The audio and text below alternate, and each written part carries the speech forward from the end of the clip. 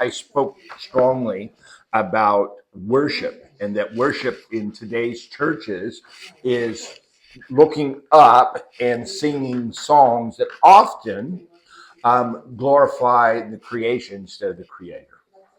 And that the Lord had put in my heart for a long time was a problem. But I didn't quite fully understand until he finally showed to me what it means to worship. So, when he says worship, that means to prostrate ourselves to him. But the worship that has infiltrated the church takes the opposite perspective. Instead of prostrating ourselves, bowing to God to worship, they say they can put their hands up to God and worship. That is a lie of Satan.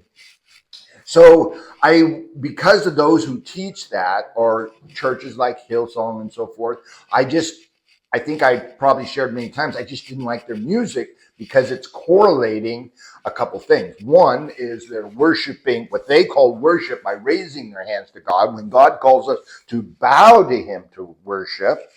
And the other thing was just the words were not very specifically intended to glorify our God, to bow or submit to God.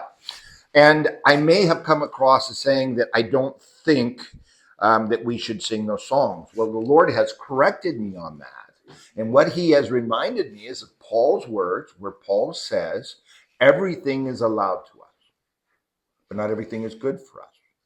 And then what may be good for one person may not be good for another person. So he has showed me that if we can submit, bow,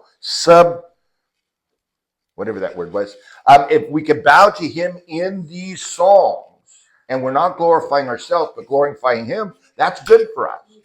But we need to be sensitive to who it may not be glorified. So if you've been listening to Hillsong and you like Hillsong songs and they help you to bow to God by listening to them, then that's good for you. Then you should do that. So I don't want to put a wet blanket over anything that allows you to submit to God in song, even if it is Satan's song, because Satan takes what is good and just makes it bad.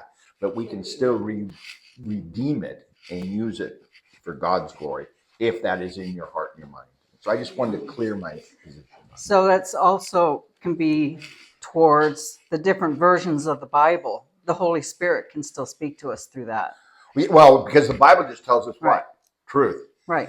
And a lot of people get all up about the words, right? King James people say, well, it's these words. But they miss the point. They're stopping before they get the point. Jesus says, I'm the truth, not words. Even though he uses logos, the word, he is the word. But those words reveal truth. So yeah, it doesn't matter what version of the Bible you use. Though I may make fun of those who use King James. Thus, it would be me. Only as a good brother, just Yeah. teasing you. Okay, so